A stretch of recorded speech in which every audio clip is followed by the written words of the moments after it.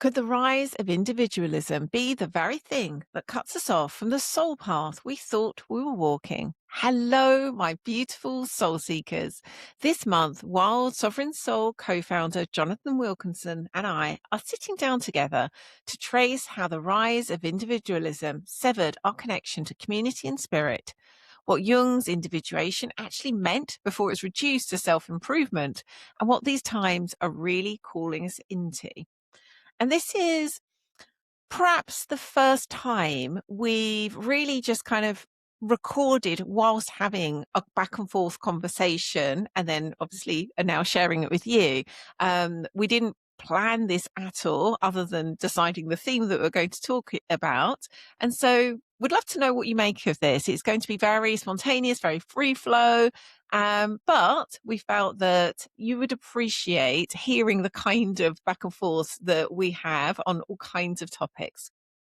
So together we explore how individualism became the water we swim in, tracing the distance between what Jung actually meant by individuation and what it's been flattened into, drawing on Kabbalah, shamanism, David Data's 3 stages, and Dr. Jeffrey Martin's cross-tradition research into what union or enlightenment can look like when people get far along enough any genuine path. It doesn't actually matter what tradition it is. We look at how the self-development world inherited Jung's language whilst losing his original meaning, and how that's left so many people cycling through spiritual frameworks in the same way they once cycled through self-help. From there, the conversation opens into what might be reclaimed, what the shaman's true role reveals about service and the whole, and what it means that the word individual once meant something that could not be divided from everything around it. So listen if you have poured time, energy, and money into a spiritual personal path and sometimes find yourself wondering whether you're actually moving somewhere or mostly just getting better about thinking about yourself. Before we jump into all of that good stuff, if you've just arrived here, welcome. If you've come back, welcome home. And if you keep finding yourself here without subscribing, your soul clearly knows what it's doing. Honor that call, go ahead and subscribe. And if you're struggling with the challenges of walking your soul path in this crazy modern world and your heart longs for guidance, kinship, and support, come join us in Unio, the community for soul seekers. Unio is the living home of the Wild Sovereign Soul Path, where together we reclaim our wildness, actualize our sovereignty, and awaken our souls. You can discover more and walk with us by hopping on over to wildsovereignsoul.com/Unio or click the link in the description. And if you're called to go even deeper on your Wild Sovereign Soul path, come join us for the upcoming Wild Sovereign Soul Pilgrimage, a 3-month immersive online group journey home to soul. You can register your interest at wildsovereignsoul.com/pilgrimage. And now back to this week's episode. Let's dive in. Hello. Welcome back to the show, Jonathan. As I constantly say, it seems weird inviting you back on or welcoming you back on, but what else does one say? Thank you. It is beautiful as ever to be back, and with consistency as well, I might add. So I think this is the 3rd month in a row. So yeah, I'm loving the consistency, and long may it continue. Long may it. And the idea of consistency and coming back around reminds me of our word of the day, which could turn out to be the word of the decade, pilgrimage, but we'll come back to that a bit more in a moment. So before we dive in to all of the good stuff that we're planning to dive into, just wanted to celebrate. We are now Wild Sovereign Soul in all of the ways. We have now rebirths across not only the podcast, which obviously went first at the beginning of the year, I think it was. We are now also wildsovereignsoul.com, which still gives me an absolute thrill to say. We are Wild Sovereign Soul across socials.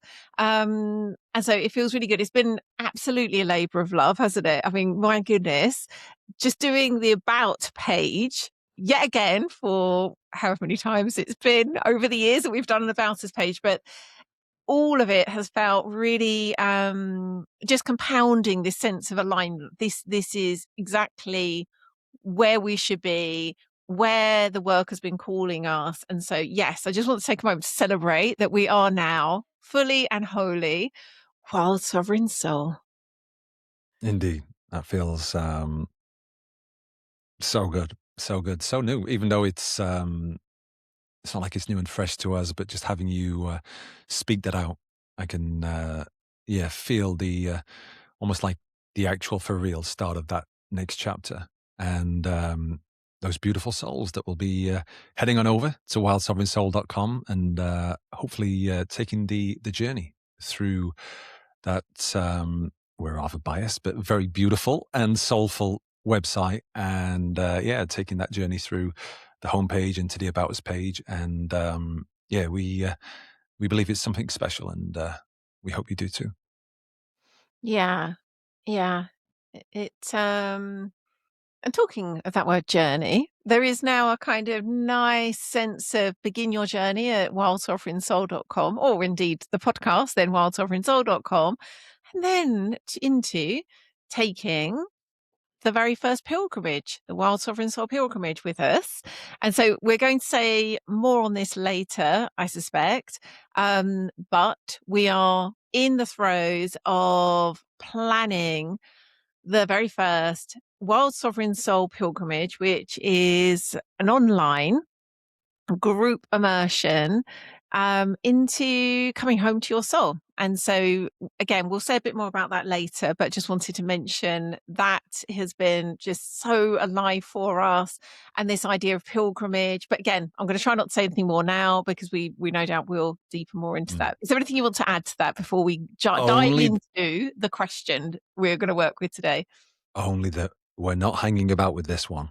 We're aiming to kind of start this in around a month from the recording of this podcast. So it'll be coming out pretty soon. So when you're listening, watching this, go check it out sooner rather than later, because we're starting the pilgrimage pretty soon. Yes. So we are going to explore the question, I guess, the idea of what we might say is the true cost of the rise of individualism in this crazy modern world. And this isn't something that we're delivering as this is our answer. It's not intended as a teaching. I'm sure there will be kind of teaching within it. It is genuinely a conversation between the two of us. And even when we began to talk about this as a question for us to journey with, we started to have a conversation that we're like, oh my goodness, we should have been recording the conversation. Is quite meta. The conversation about this is a conversation. So I'm just going to give that little intro really to us even choosing this as a theme for today. And then let's set sail where that takes us. So it was you that came up with this as a suggestion that, like, how about we journey through this idea of individualism, how it's become almost like the norm as a orientation in today's modern world, and there's a hidden cost to that mostly isn't being spoken about. The irony is, as soon as you said that to me, I was like, isn't being spoken about? It feels to me that I've heard, people talking about this nonstop for the last, 5 years or so. And then it was really interesting recognizing that it just happened that I'd been in training courses with teachers where that had been a real theme of conversation. And so it had really created this biased view of it being something everyone was talking about, when actually it was much more sort of within those circles in particular. So we're going to get into why that might be the case and all the whys and wherefores. But first, I'd love to hand back to you for you to share why this is something that just felt really alive and juicy. So, as Lian was saying, this is something we have spent hundreds, if not thousands, of hours in exploration together, let alone on our own. So it's the the destination we're going to set sail in is by far nothing new, but it's something that we cycle round again and again, and just asking that question. Okay, so where is this now? Where are we? Towards the end of April 2026, and what are those true costs? And for me, I've had a few things that would come up that was really having me really openly question things in a way that potentially I haven't done before, considered them in a way. And like Lian said, coming into this, this is one of those things that we do all the time. But there's not normally a mic or a camera recording this. And we always have these conversations, and it's been like, oh, we should have recorded that. That would have been an amazing podcast. So our hope and our intention is that this will provide such a rich exploration as these things normally do. We'll see. That's the beauty of this. I don't necessarily know myself where we're going to go, where we're going to get to, but there are some threads which are dangling, at least, for us to start this journey. Hmm. So, do you want to, if you're happy to, begin with just giving your sense as to what's meant by this idea of individualism? Sure.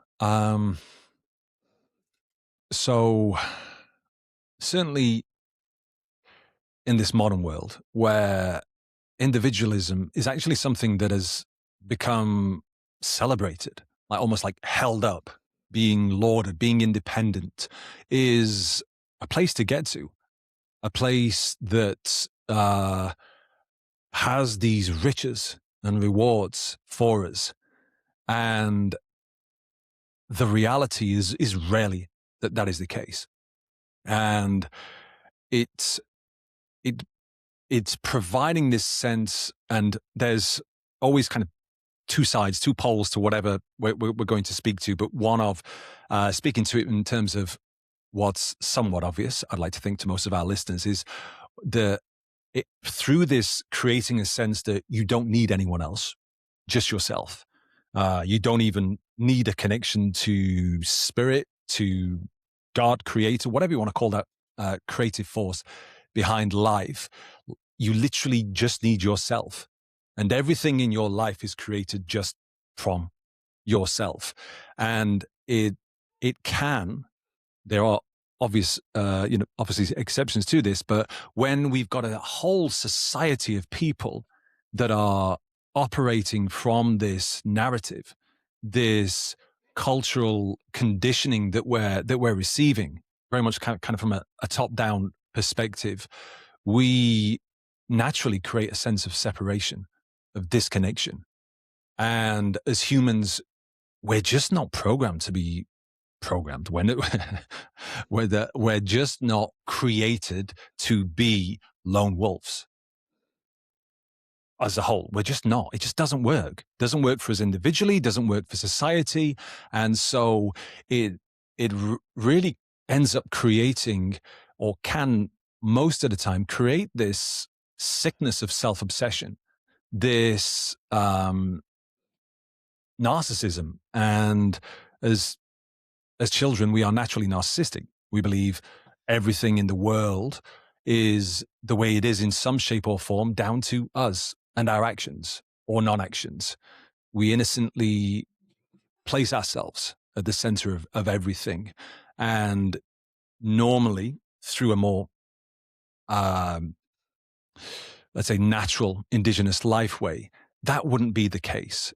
We would grow into sovereignty, as we've spoken a lot about on the podcast. That's something we would evolve into. However, in this modern world, when we don't have that level of nihilism, of narcissism, continues uninterrupted, potentially throughout the existence of one's whole life, creating a level of, as I said, self-obsession that has society be a profoundly sick place.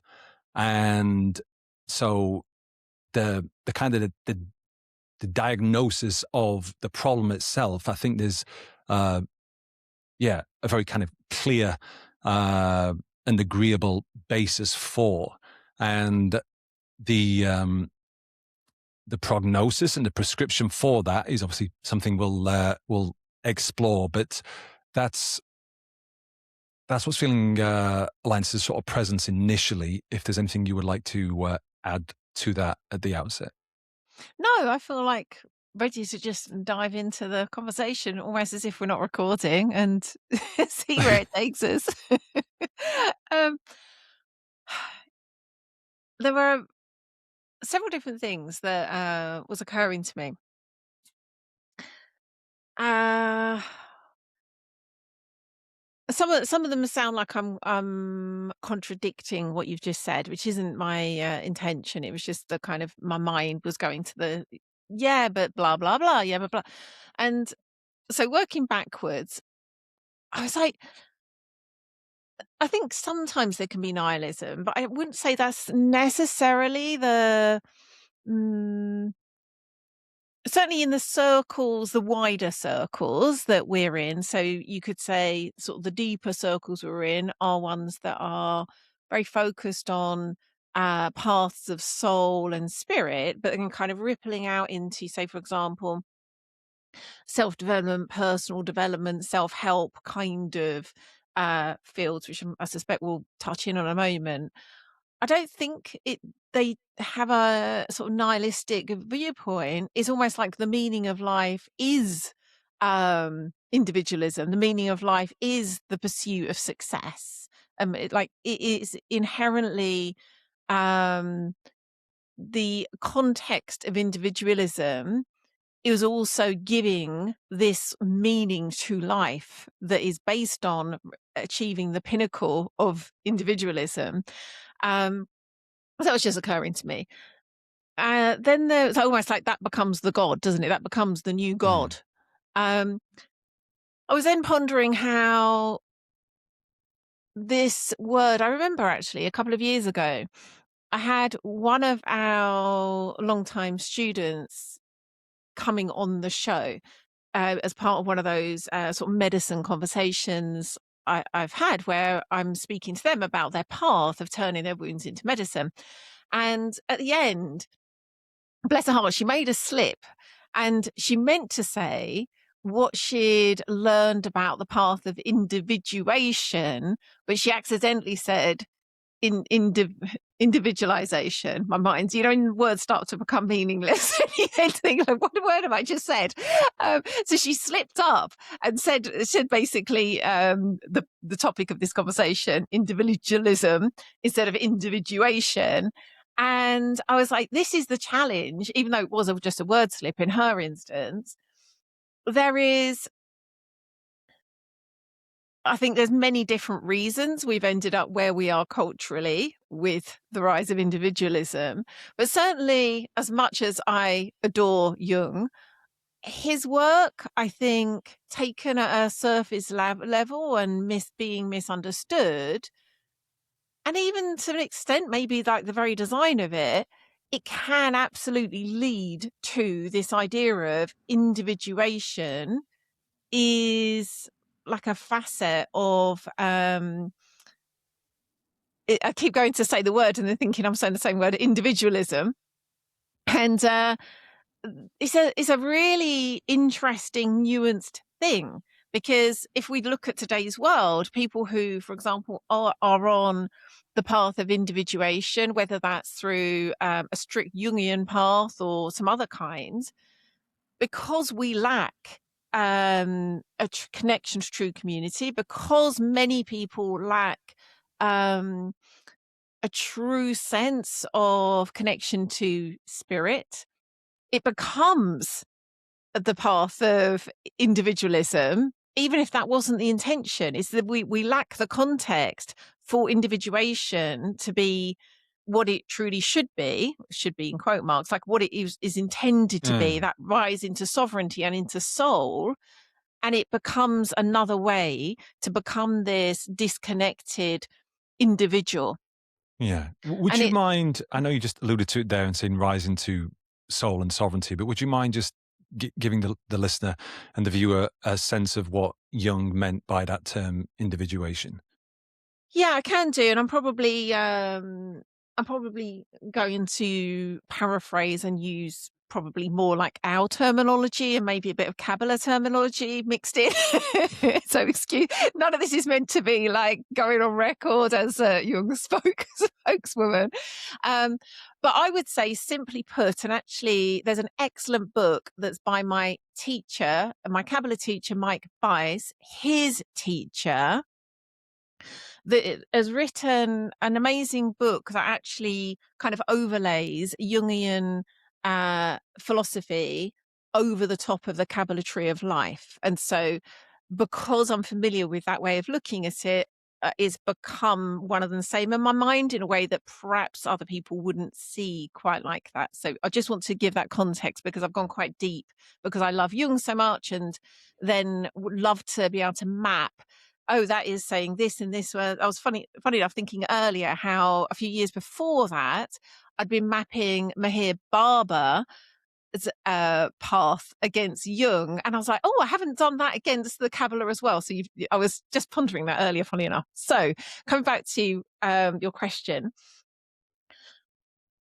I would say that it's this idea of what we might call the ego, or that separate self, is how most people are walking around, not really even knowing there's much else beyond that.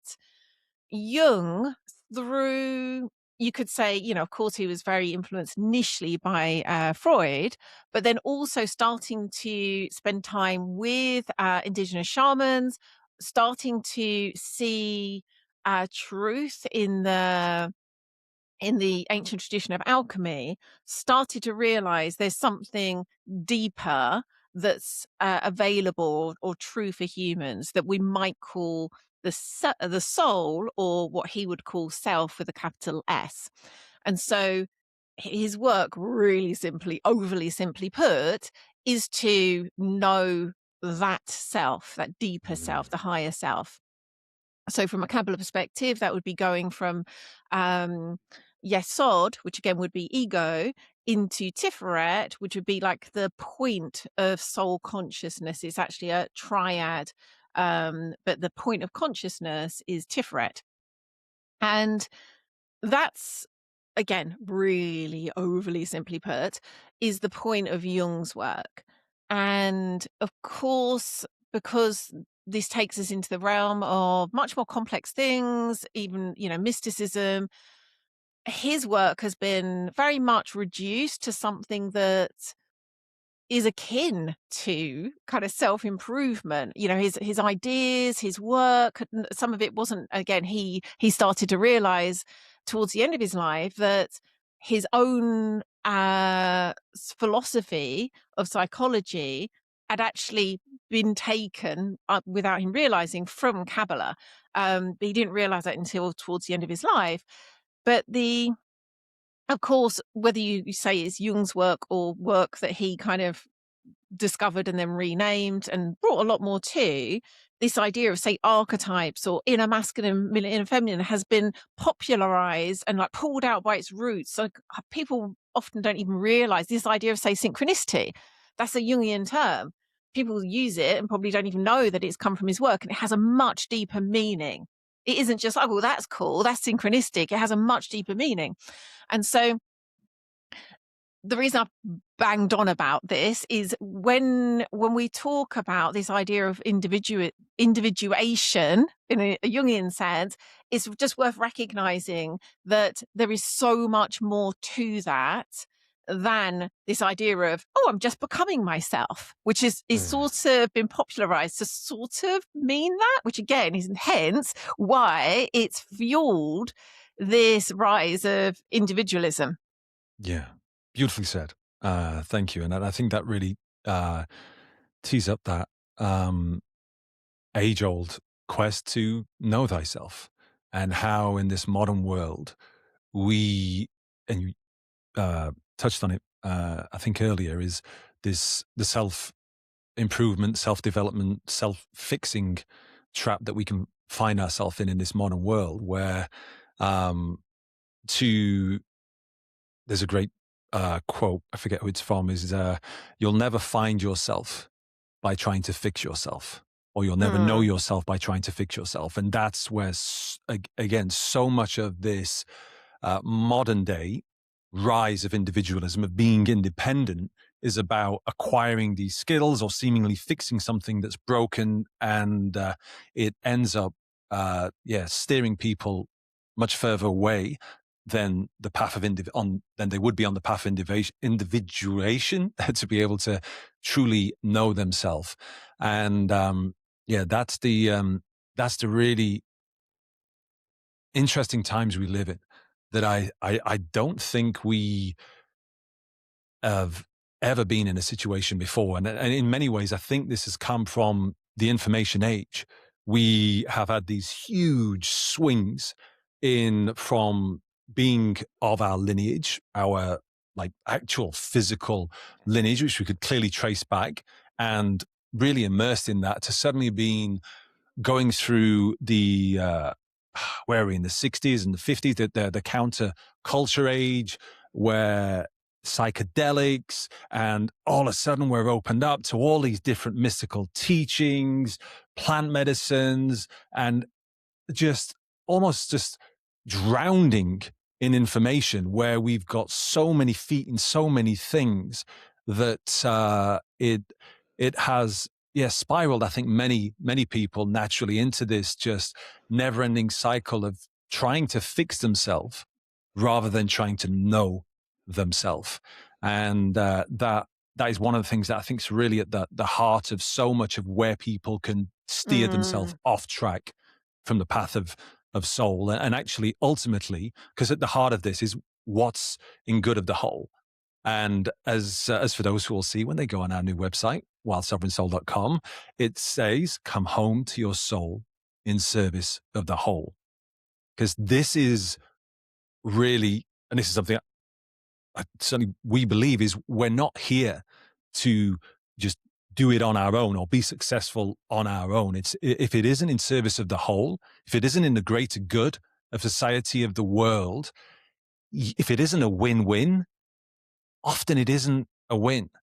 And that, again, is something that is all too prevalent in this modern world, and is only growing. So I just wanted to add that to what you said. If there's anything you would like to add on the back of what I shared. Yeah, what just came to mind, actually, which leads us into the territory of something we were also discussing as part of all this, religion versus, say, mystical traditions, where what just came to mind when you were saying kind of where we had been, and then this kind of explosion of all these different, like, very mind conscious expanding things that happened in the 60s. Um, and I don't know if you recall David Dada's three stages. That suddenly came to mind. And I was like, yeah, this is in a different way. Obviously, his three stages are specifically about relationships, and particularly heterosexual relationships.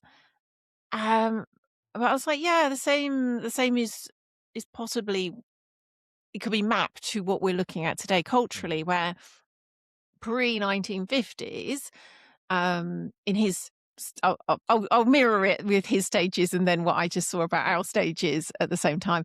So David Dada's stage one is those kind of 1950s, pre-1950s, very stereotypical, what we think of when we think of a man and woman in a marriage, where it's, very traditional. Man is breadwinner, woman is housewife, and they have a very rigid dynamic. These stereotypes are formed and then validated and imposed upon, and nothing outside of that is seen as desirable or maybe even possible. And then alongside everything that you just said was happening in terms of relationships, that was also happening, where we had this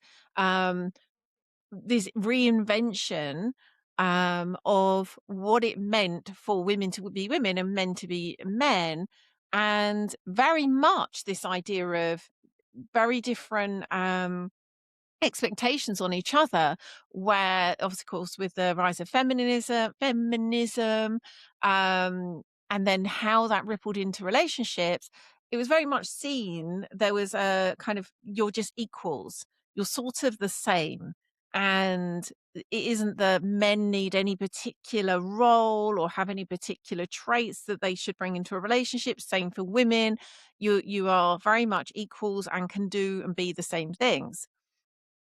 And that's the stage 2. And then mapping it to what I was just seeing here, it is this idea of, we've gone from, at stage 1, these very traditional roles for each of us. So putting aside relationships, where most people were probably part of a religion. So in this part of the world, probably some form of Christianity.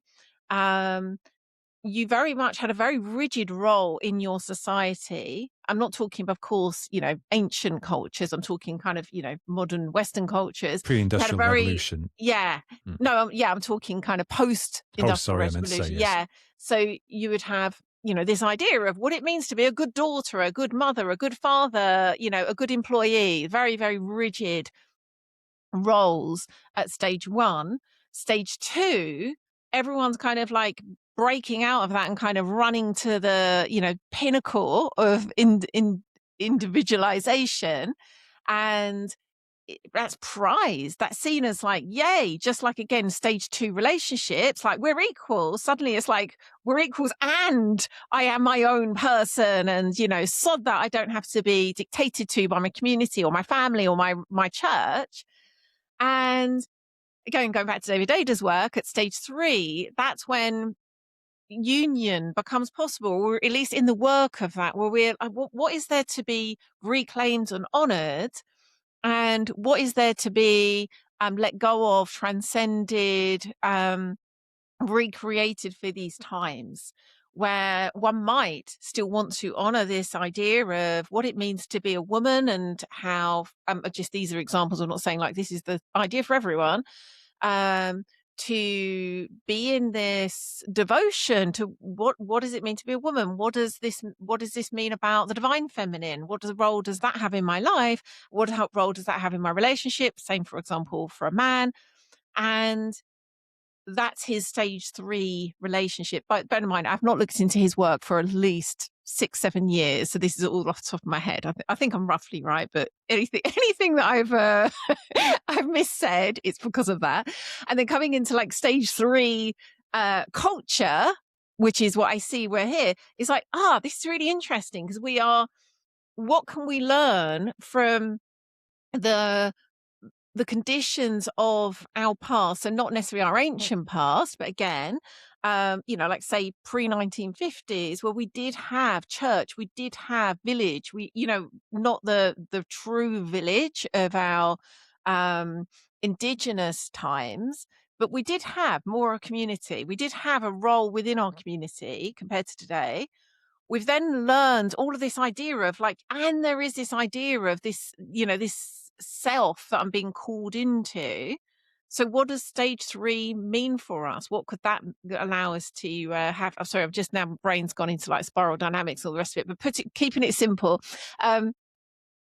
That's what is an interesting thing, and takes us back to the conversation we were in, where religion could be seen as, how we related to religion at stage 1, and then sort of Jungian thought, and I'm not going to bring mysticism into it quite yet, is kind of like the part of what was happening at stage 2.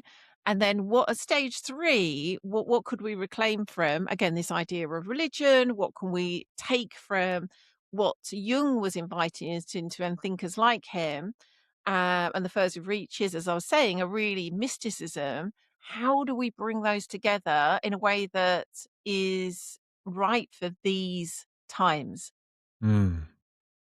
I just had quite a vivid image of almost someone, because it's oppression that kind of has the forces the soul out to reject it and kind of run away. And I had this image of someone breaking off the shackles, but then taking everything off, all their clothes, everything, and like getting to the furthest reaches of the pole, and then realizing, oh, something feels off, and then turning back and thinking, maybe some of these would be helpful and serving. And so that just tends to be the human response. When we feel oppressed, when we feel restricted or rigid, or we've come through world wars, and then people are severely hurt and they weaponize things such as religion, such as community, such as, insert the blank, in a way that is so far actually removed from its healthy, balanced, symbiotic nature that has us as humans become part of the whole, that has us actually look to our neighbor, our family, our spouse, whoever it is, with as much love and importance as for ourselves as we would do in nature itself. It's those, and again, it's very innocent that we've ended up where we are, but now I do feel more than ever we're being called to actually, okay, let me just kind of look back, and even though some of these things feel like they've really hurt me in the past, let's maybe just try them back on again from a different place, and maybe separate from everything that seems attached to it. And because this is the thing, we don't know what's the right way. It'll be different for everyone. Everyone's soul has come here for their own wonderfully unique path, but usually it's in service of what is good and what is good for the whole. And these are fascinating, very challenging times to live in, but fascinating times in terms of that exploration that we're being called to soften our edges, to really let go of what we've gripped so tightly onto, to thinking is wrong, and just, throwing the baby out with the bathwater, so to speak. So yeah, that really came to mind and heart when you were sharing what you shared. Yeah. Yeah, I think that's such a good point. I mean, in some ways, what we're talking about is in a really more kind of archetypal and energetic perspective is two ends of a shadow pole, and then what we're being called into to transcend that. And what you just said there in that people, whether this is an individual or just this cultural soup that we're in, people have felt hurt by, say, religion, um, have actually been hurt by religion, and so we've kind of bounced right over to the other side of the shadow pole. And yet, what if there is something to reclaim in that relationship, to community and to spirit, that religion showed it had something there that we can learn from even today. There is something, I think, really helpful in recognizing that, yeah, this isn't just people are bored with religion. There is real pain there. Um, there's something honest in that, I think. Yes. And that, I can feel the significance within all of this of what we have all been given, and that is free will, the ability to choose, to have sovereignty. Even though few are actually truly sovereign, they still have somewhat agency and free will to make those decisions, and in a way that they, in many ways, they haven't been able to before. And that there's, speaking to what I have been contemplating recently, is that what if we were created with the freedom of choice, with free will, so that we would be capable of choosing to give that or some of that away to divine will, to this greater will, rather than this separated sense of kind of mine, if that makes sense. And it's something that is really something I'm spending quite a bit of time trying to be with, because again, in certain religious context, there is that giving one's personal will over to God's will. But there's also, in many other contexts, just giving, just aligning. Like, it's like when you view an animal in nature, we talk about reclaiming your wildness so often, and for good reason, because we're really talking about that state of naturalness. And so in this modern world, we're so far removed from what even a sense of that naturalness is for many of us. And it's like, if we were in that, again, indigenous life way, in that state of naturalness, how would we relate to our free will? Would we see and hold it in the same way we do and prize it in the way we do? Or would we see that as part of a greater will, a greater unifying force that we're meant to actually align with, not reject, not see as oppressing or whatever we may have innocently come into relationship with it? And that's one of the areas around this that is I'm finding rather fascinating at the moment, and I'd love to know your sense. Hmm. What was occurring to me was a couple of things. One, that of course in mystical traditions like the Kabbalah, they may not use the word will. Certainly in let's say the occult, Hermeticism, the word will itself is used, the notion of true will, which very much has that connotation that you're talking about. There is a divine will that you could say sort of filters into the individual soul and then can filter, if we're open to it, kind of, allow it to reshape the ego. Um, and then, say, for example, again, from a mystical perspective, there is again that notion that the work is really to be in alignment with the divine will. Um, and there isn't, because it's so clear that the divine is at the kind of top of the tree, or it is the North Star. You couldn't really separate this idea of this over here is my own will, and this over here is, let's say, God's will. There is a just knowing that the path means that the two are intrinsically linked, and it's the work is, I suppose, really overly simply put, is to transform one's consciousness to know oneself as that. Because at the heart of that, again, something we speak to often, is union. And so we could take someone who, say, from a mystical tradition has reached a level of individuation where they are at one with whatever, however you would wish to describe that. And we could take someone from a religious context who is, touched by the divine, and again, at one in that citic state of divine love, of union. And they're both in a very similar energetic quality.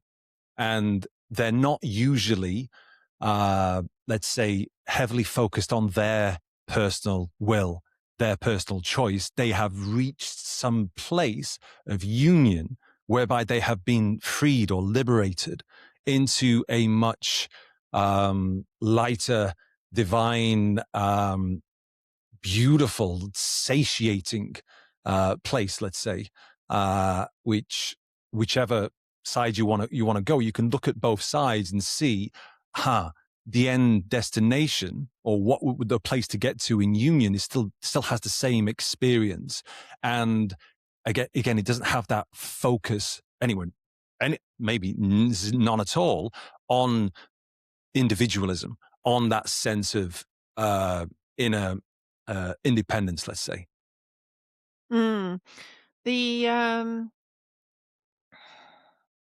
What just came to mind when you were saying that is Dr. Jeffrey Martin's work, which when he first began, I think his work sort of taken many twists and turns since, but when I first came across his work, it was probably now coming up to 10 years ago, he he'd done a research study interviewing people from all kinds of traditions, like very, very different. So some might be Christian, some might be Buddhist, some might be, I don't know, basically, you name the different spiritual paths, traditions, religions. most of them would have probably been represented at least once. And these were people who they'd use different words according to their own tradition, but they'd use different words for, whether that be enlightenment, awakened, acidic state, whatever, they'd use their own word for that. And he was asking them questions that were kind of tradition agnostic to describe their state. So it's a bit of a pun using the word agnostic there, as in, how their experience of life was, what they felt, what they experienced, how they saw it. And then he mapped it onto these stages, different stages of David data. And if I recall correctly, I think he had 4 stages, and then there was a kind of like two paths that were like a 5th stage. I think I have this right. And they were varying degrees of, using that word union, varying degrees of that union happening, where at the kind of furthest stage, it was more what we would probably deem as something like enlightenment. The earlier stages were more kind of feeling, sense of connection, happiness, satisfaction. So went through these stages. And the reason that came to mind is, just as you're saying, even though they might have a different idea of their state and certainly different words to describe it. So someone coming from a much more traditional kind of religious path wouldn't consider themselves as being, say, enlightened or being at one with God, wouldn't have seen themselves as kind of being in a oneness state. They probably describe it as, I don't know, feeling the hand of God, or feeling, I don't know, I'm making this up, so please no one be offended if I've just said something that just really isn't how it's to be said, but you get what I mean. There would be still this sense of a separation between them and God, where via a different route they would consider themselves kind of saturated with spirit. So then less and less is this idea of there's them and then there's spirit. And in some ways, it probably doesn't matter. As his work says, they can all be mapped onto these stages, and the experience is much the same, even if their way of seeing what's happening is something they would consider being quite different to someone that's in the very similar state, but through a different tradition. Yeah, All exactly. paths lead back I home, was, in I was another way of that saying it. that that was coming to mind, because I know we've spoken about that in the past, but I couldn't remember the person's name of those studies. But yeah, exactly that. That's a great example of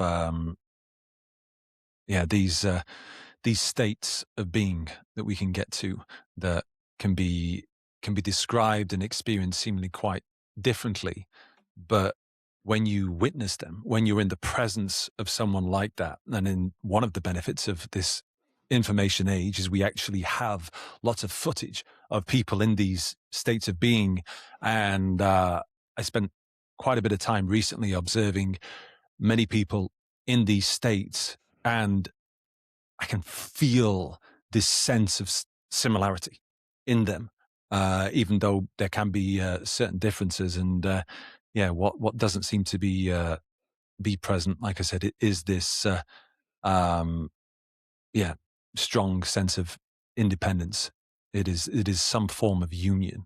It is some form of connection to something divine, holy, beautiful, whatever, however you want to speak that. Even if someone from a let's say a Sam Harris perspective would describe it as, like I said, the opposite of religious, but just some meditative state of bliss, let's say. Mm.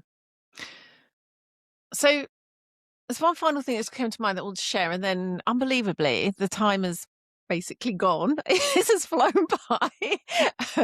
And I do want us to have just a chance to at least touch on the pilgrimage before we close. But something that one of my first shamanic teachers often used to say was, because we were training in shamanism, but within a modern context, obviously, And then because there was also the Wira, the indigenous Mexicans that we were lucky enough to be connected to and also learning from, he would make the point that, again, this is paraphrased, that in a culture where, in a traditional culture, in a shamanic culture, the shaman's role kind of only makes sense in connection to the whole, in connection to the people in the community, in connection to, in context of the land, other beings, of course, spirit. It is by its very nature, it's something that is so intrinsically linked to that context, to the whole. You couldn't have this idea of a shaman being this kind of, yes, look at me, I'm this great individual. Like, it just wouldn't make sense. And Well, I certainly don't know. There's maybe a few in this modern era that in the might I was saying, align with I'm that. talking definitely only in a traditional context. And whereas, of course, being honest about the fact, we are learning from those cultures, but we are in a modern culture, and our minds have been shaped according to that modern culture, according to this idea of individualism. And so we talk a lot about this, and how even when we're learning something that isn't about becoming more and more of an individual, our minds are wired to look for that, to want that. And so people will come to, this is not at all me or him or anyone else kind of as a criticism, but people will come to, say, for example, a shamanic course, instead of really seeing it as like, how can I come back to that way of being in synergy with the whole? Mm. It's almost like another form of self-improvement. It's very psychologized. It's very much kind of about, going back to your point earlier, how can I fix myself through shamanism, through Yeah, this work it's of almost like becoming a shaman. instead of the focus being on service to someone else, and someone may Mm, have that intention, it ends up primarily being of service to the self, mm, of service to what the self wants to get from this life, rather than, like you were describing, these indigenous shamans that, and this is the thing, they didn't see this as a great role. It was quite the opposite. It was quite mm. a like, oh yeah, I'd much rather be whatever the other roles in society would be. But it was very clear that they had come here with that. And whereas, yeah, fast forward into 2026, and many of the people who are gravitating towards that, it's in a very, very different way. And I think whatever whatever it is that's the precision of what we're being called into individually, I think it comes back to those virtues, those qualities within us, that is to, again, not place ourselves at the center of everything, or place ourselves above any, any anything or anyone else. Is don't obviously go to the opposite end of the shadow pole and, into deflation. There's the right, try and find that balance of sovereignty, but ultimately be loving and kind to your neighbor, to whoever it is. See the soul within each person, and it's those qualities and traits that I think, if we make sure we don't take them off their rightful place, which is that North Star, which is that's guiding us, hopefully, which has been severed through everything we do, we have such a better chance at finding ourselves in alignment with our soul, rather than this consistent, persistent missing the mark, as well intended as it may be, because we've been separated. And we just know, if you want to, as anybody who wants to control someone, how would you do that? You would separate them up. You would divide them. They are naturally, therefore, much more susceptible to darker forces, let's say, than those that are together in a whole. Whereas, again, paradoxically, it's communicated to us that we'd be safer being independent, being somehow Mm. stronger. And again, there's situations where that is true. We're talking about, where most people can find themselves in this modern world. And so I think I'd just like to finish with that is just focus on what ultimately is in greater service to the whole, and that will rarely steer you wrong, I would say. Mm. I was just thinking how the as you know, I love words so much, and they can show us where we went wrong, but also how we can kind of come back to the root so often. And before we started recording, I was looking at the root of the word individualism, which is, of course, taken from the word individual. And it's from the Latin root individuus, which is taken from in, which is not, and dividuus, which is divisible. And so it originally meant something that could not be divided. And so I was thinking it's so interesting that it comes from this idea of, you could say, oneness, everything's connected. But then over time, it then became the word to describe a single person or entity that is divided from the group. The Wow. irony of that. And Isn't so, that the case with so many things that, like that? There's, yeah, it feels like every week or every other week we or mainly Lian, because she researches a lot of the roots of these words, will present something like that that's been lost. it's like if we really came back to true individualism, like in, like, again, using the Latin in it was so many, it's like a tongue twister now, so many different words that have got a similar sound.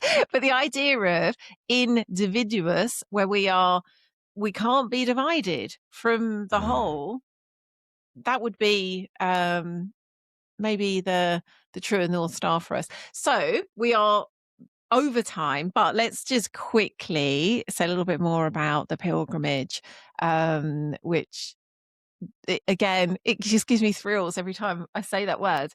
Is there anything that you would like to say about what we've got in store and what we already know about it?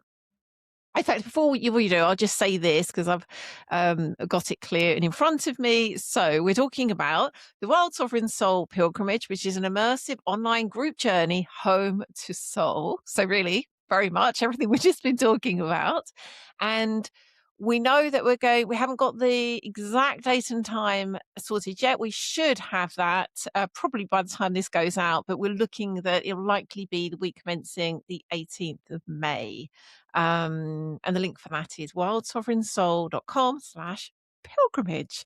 But yes, over to you. Is there anything you'd like to add? Uh, hmm.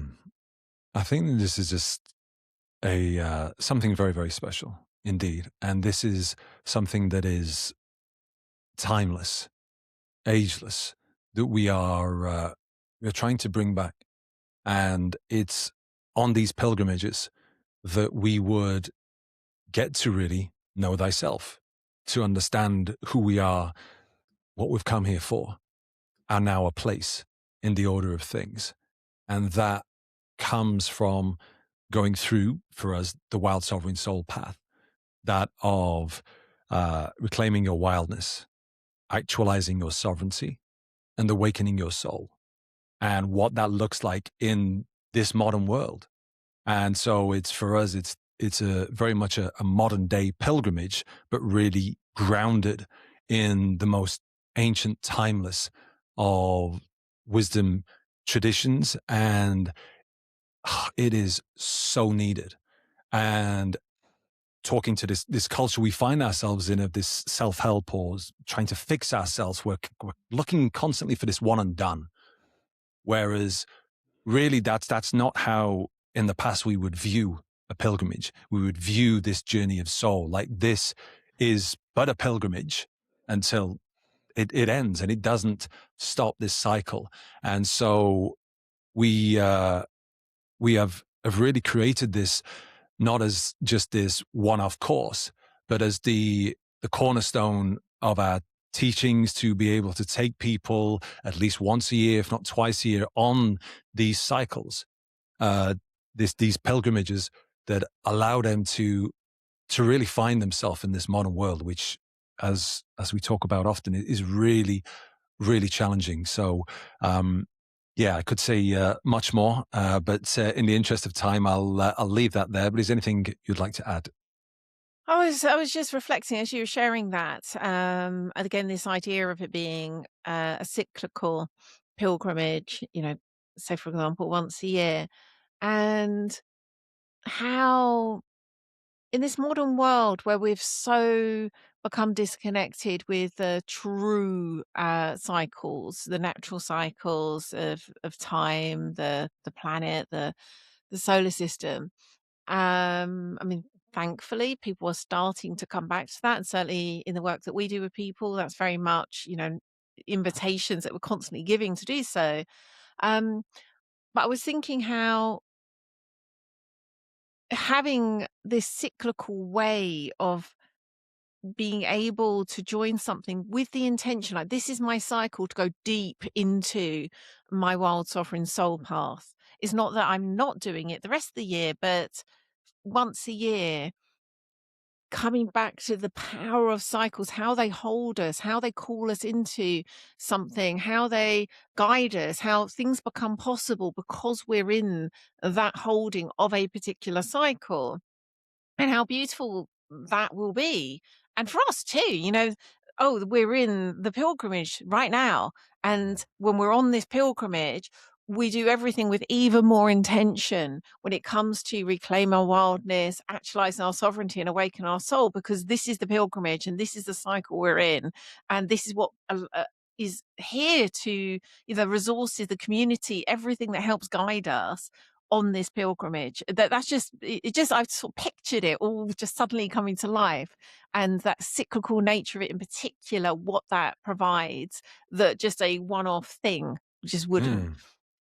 Yeah, and then as you're saying that, I just want to squeeze one other thing in. It is the beauty that for us, like you said, going on this, like you don't step in the same river twice. You never go on the Mm. same pilgrimage, and because you're never the same person.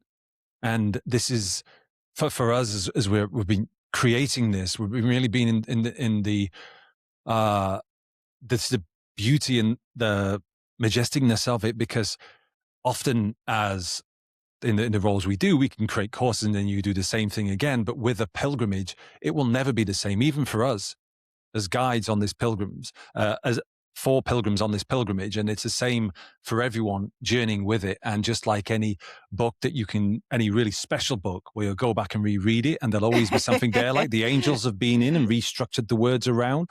Gene That's, Keys being yeah, a prime example of that. Yeah. exactly. That's the essence of a pilgrimage. And that again is something we've lost touch with. Not just Mm. going on one, but again, honoring that cyclical nature, not just seeing you, oh, I've got to do this again. It's like opening oneself up to, wow, what am I going to uncover and find about myself that I've not been ready to be Mm. with? And it's, yeah, as you can tell from both of us talking to it, it's something that we're incredibly excited about and can just feel how powerfully and much needed this is for all of us souls journeying in these interesting times. Yeah. Oh, so exciting. So I'll give the URL for that again. Albeit I'm sure when I come to do the outro in the future, I'll be mentioning it again. But hey, I just love saying the words, and I love saying our new domain. So here we go. wildsovereignsoul.com/pilgrimage. Come join us on the pilgrimage. Okay. I guess that's us coming to a close. Thank you for being part of this conversation, Jonathan. It's the first one that we've kind of just really like not planned anything and just had a conversation like we do. I enjoyed it. Hopefully, it's been something that's been enjoyable and useful for those of you listening. And thank you so much for being with us on this meta pilgrimage of life. Mm. Yes, thank you, Lian. It was beautiful and a privilege as ever to get to journey in such ways, and where we've been just feels very much like to be continued. We'll continue to share how we how we journey with what we've explored today. And hopefully you'll be able to join us on the pilgrimage and journey with it in a much deeper way. But yeah, for now, thank you. And hopefully we'll see you soon. I really hope you enjoyed this episode. We certainly enjoyed having the conversation, knowing we were going to share it with you. And here were some of the takeaways. The true cost of individualism runs deeper than most realize. It's not only personal isolation, it is the severing of our relationship to community and spirit and to any genuine sense of the whole. That severance has a cost that no amount of individual growth can repair. Individuation, as Jung understood it, has really nothing to do with becoming more of this idea of a separate self. The gap between what he meant and what the self-development world made of it is not a small misreading. It really is the difference between a path towards union and a more sophisticated form of self-obsession. Across mystical and religious traditions that appear to have almost nothing in common, the same destination keeps appearing when people follow that path far enough. The language absolutely changes, the doctrine differs, but the experience of union, of something larger than the individual self, keeps emerging in very much the same recognizable way. The traditional shaman's role only makes sense inside of its context, inside that web of relationship to community, to land, to spirit. And the moment that role gets lifted out of that in this modern culture and placed in service of our kind of own sense of what's going to develop myself, something goes missing. And it's not because we as individuals aren't important, it's because the whole is what that path was always for. If you'd like to hop on over to the show notes for the links, they're at wildsovereignsoul.com/podcast/545. And as you heard me say earlier, if you're struggling with the challenges of walking your soul path in this crazy modern world and long for guidance, kinship and support, come join us in Unio, the community for soul seekers. You can discover more and join us by hopping on over to wildsovereignsoul.com/Unio now. Let's walk the path home together. And if you're called to go even deeper on your Wild Sovereign Soul path, come join us for the upcoming Wild Sovereign Soul pilgrimage, a 3-month immersive online group journey home to soul. You can register your interest at wildsovereignsoul.com/pilgrimage. I keep getting a thrill every time I say that. And if you don't want to miss out on next week's episode, head on over to your podcasting app or platform of choice, including YouTube, and hit that subscribe or follow button. That way you'll get each episode delivered straight to your device auto-magically as soon as it's released. Thank you so much for listening. You've been wonderful. I'll catch you again next week. And until then, I'm sending you all my love and blessings as you walk your wild sovereign soul path.